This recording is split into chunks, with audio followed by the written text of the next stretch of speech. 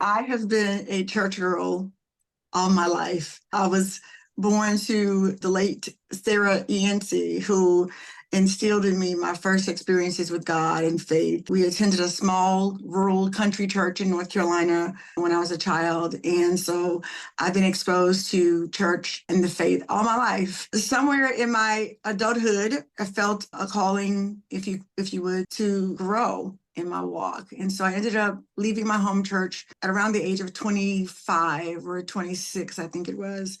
I ventured into a new variation of my Baptist Christian faith, which was Pentecostalism. And I had never experienced anything like that in my life, but I was drawn to it. It was very energetic and electrical. And from there, I ended up answering what I believed to be a calling from God to pastor. And so, yes, my husband and I in 2006, we formed a church from the ground up. And I pastored that church alongside him for 14 years until 2019, when I experienced what I would now call a crisis of faith. For me, the crisis of faith, first of all, initially it had to do with my disappointment with God as a leader, because I was sold out to the gospel of Jesus Christ. I preached it to the best of my ability. I tried to model it before my congregation, family, and friends. And I was a little bit obsessed with the scripture. I will go ahead and say that. But I compared all of these wonderful, miraculous things that were happening in the Bible to my everyday lived experience as a Christian leader. And I just didn't see the same results in my ministry that I saw in the Bible. And so it made me become very disgruntled with Jesus. I began to experience a lot of what I now know to be compassion fatigue and burnout and stress and exhaustion, overwhelming tiredness, because I couldn't get Jesus to do for me in my congregation and the community at large what he was doing seemingly in the Bible. My belief at that time was, maybe I need to do more. Maybe my life isn't holy or clean enough. Maybe I need to pray more. Maybe I need to serve more. It made me pursue my role even the more. So I tried to do all the things that the Gospels talked about, because I was a gospel evangelical preacher. So we tried to have a ministry centered around feeding the hungry and clothing those who were poor and oppressed and taking care of the poverty-stricken families in our communities. I didn't pastor on a salary, nor did my husband. It was completely voluntary work for us. We were bivocational pastors, and so we both had full-time careers. I finally just kind of cried out to God one day. I think it was around 2015. I'll never forget it. I was sitting on the fireplace here in my home, and I just cried. I was weeping. And I told God that I was tired. And I asked God, Jesus, and the Holy Ghost, when are you going to help me? When are you going to come make this okay? I'm not saying that we never had results in our church. I want to be very clear. Yes, we experienced people answering the call to salvation. We experienced people getting jobs and being healed. So I'm not saying that we never saw anything. That would not be fair. But there was not this consistent, long-lasting change that I thought salvation came to bring us. It's the kind of change that I experienced when I gave my life to Christ. There were things that I was able to overcome, like long term. And so I just can understand why the altar was filled week after week with the same people, with the same problems, and not just in my church, but everywhere I traveled to preach, because I preached a lot in other churches. I planted other churches to help other pastors get started. And everywhere I went, it was the same thing. And it made me ask, is the gospel powerful at all? That was the first theologically blasphemous thought that I had, like, is this real? It led to a lot of physical symptoms, high blood pressure, hives all over my body. The doctor said to me, you're under a massive amount of stress and you're going to kill yourself. And you're going to have to decide. It's either your job or ministry. You can't do both. That was the wake-up call. And I said to God one day in prayer in my house, I love you, and I'm sorry if I failed you. Apparently, I'm not doing something right here, but it's causing me to put my health and my life in jeopardy. And I need you to release me from this. It was very, very, very, very painful. My theology has changed so much from those days. But at that time, I really did feel like it was warfare. And it felt like the devil was winning, because I didn't know how much more a Christian could do to prove their love for God. Kind of felt like Job. The story sort of posits that Job was handpicked by God to be tested by the devil. And that's just kind of how I felt, honestly. I felt like God selected me to be tempted and attacked by the enemy. I just did not know how to help the people anymore. We bought community college to our church to help people who didn't have high school diplomas. We had car giveaways. We had career counseling services. Anything you can think of, our ministry created it, trying to, again, fulfill the Great Commission. And things they didn't go well. There was this sort of internalized thinking that the enemy has got to be in this somewhere. But even more alarming to my mind was, God, why would you even allow the enemy to test me? Because the story of Job is in the Old Testament. So now I'm a New Testament Christian. And I'm like, where's the grace? We're living under grace, right, God? Like, these are the real conversations I was having with God. And I think those out loud conversations, unbeknownst to me at that time, created an entire deconstruction journey that would soon follow that I don't know that I was even prepared for. When I closed the church in 2019, my church was very much aware that we were going to close the ministry. We used a 2 to 3 years exit ministry to do this. I remember April 19th, 2019 is the day that we locked the doors of the church. The turning point was that in that moment, I was closing the church because I was exhausted and fatigued. I was having physical symptoms, and I was just worn out with ministry. I did not close the church because I had a change of theology. In my mind, I wasn't leaving Christianity at all. I was just going home to rest and regroup. The thing that happened was when I got home and I didn't have the responsibility of providing spiritual care for other people, it left a lot of room for me to have those internal and external conversations with God. And somewhere in that, I started diving into Christianity in a way that I never had before. For the first time, I wanted to know more about Jesus. I wanted to know more about God. I wanted to know more about the Bible. I wanted to know a whole lot more about Christianity. And that was the turning point for me. I wrote a book that I've just published. It's called The Secret's Out When Faith Fails, The Role of the Black Church. And it's really based on not just my dissertation research, but it's also based on my lived experience. The title is blaring, probably, and maybe even offensive to some people. That's why I want people to read it.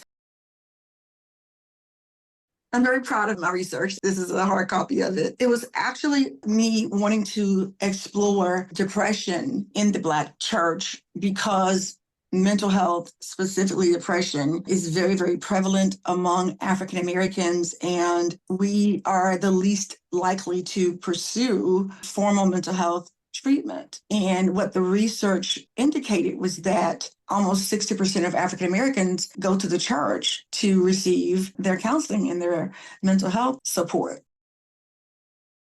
Of mental health and our lack of treatment for it stems back to the days of slavery. In those days, our enslaved ancestors who were brutally oppressed and exploited and abused experienced a lot of emotional and mental anguish, but there was nowhere for them to go. They relied on the community support to address their mental and emotional problems. They relied heavily on their faith. So they would do a lot of praying and singing and worshiping to approach their mental health. The only time they were allowed to see doctors was when doctors were using them for experiments. In fact, much of our medical science today is the result of slave masters who were physicians who used Black bodies to do egregious experiments because they saw Black people as not human beings. So when you think about the science of epigenetics, epigenetics is the science that helps us understand that traumas and behaviors, belief systems can be transmitted genetically. And so we've sort of inherited this belief that mental illness or mental health challenges are not real. We have learned to associate that with the devil or with sin or with disobedience. And when we do accept it as something real, we do exactly what our enslaved ancestors do. We go to church. We try to pray it away. We try to fast it away.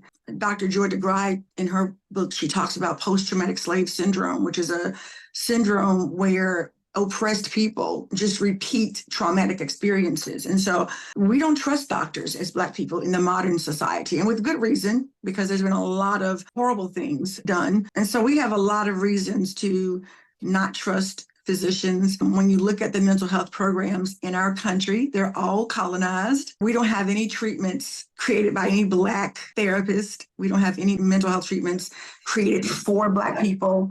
So we don't trust the healthcare system. The church is where we go. In my study, I wanted to talk to evangelical clergy to see, one, if they understood the things I just shared with you, if they understood the role that they played in mental health, and that people are expecting them to provide the support that they're oftentimes not trained to even provide.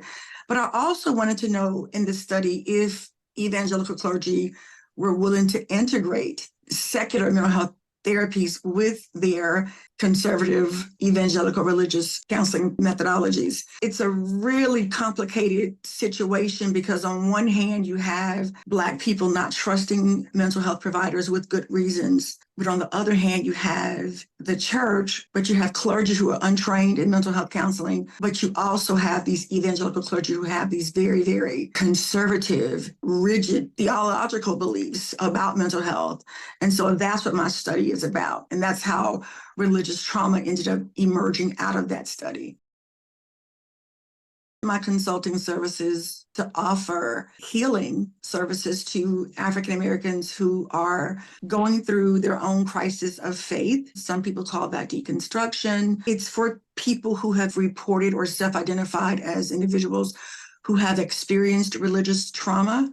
And so I created a religious trauma recovery program where I walk these individuals through not just learning how to heal the trauma, because the trauma is in the nervous system. And so no change of religion is going to heal the trauma itself. So it's a two-part program where we learn how to manage and recover from the trauma itself in the nervous system. But then the second part of the program is learning how to reconstruct a spiritual belief and a faith system that does not cause harm.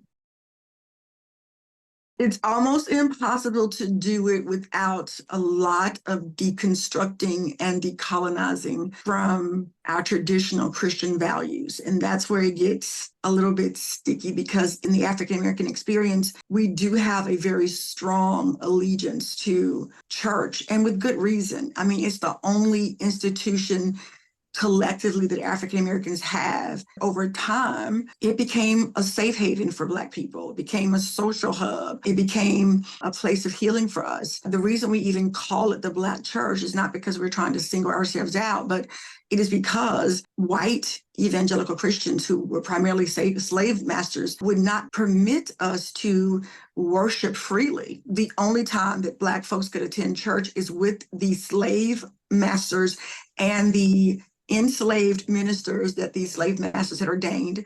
And we could only go to these services 5 at a time. And we had to experience God through the Eurocentric lens. When you talk about epigenetics, and you understand that that tradition has followed us. And so we still have this allegiance to the church, but we also have embedded in our subconscious a proclivity to do some of our worship through a Eurocentric lens. So even when people come to me and they want help, it's not easy for them, because a lot of these beliefs and practices are hardwired into their brain. It takes time and it takes patience to walk them through what that looks like. One of the things I do is integrate some African spirituality to help them understand that as Black people on this earth, or according to scientists, Black-skinned people, melanated people, we're here first. We've always known God in some way. We've always had a faith. We've always had spirituality and spiritual systems. Much of our cultural identity has been stripped away from us because of colonization. So part of this program that I've created is to help individuals go through the journey of decolonizing. So it's not just deconstructing the theology itself and breaking all that down and having to rebuild the theology, but it's also decolonizing the theology. One of the first things I have people do, white and Black, go to Google, put in the word God, G-O-D, God, and then I ask them to tell me what you see. And the only thing you're going to see primarily is images of a white man. I do that because I want people to understand that whether you are consciously aware of it or not, you have a program of God being a white man in your consciousness. And there's a lot of implications with that iconography that have to be decolonized and deconstructed, because slave masters worked really hard to make sure that Black folks saw God and Jesus as a white male. And so it's really hard to move beyond traditional Christian faith if you can't break that iconography up in your mind. And so we spend a lot of time in the program working on that and trying to help people to regain some semblance of their cultural identity prior to colonization.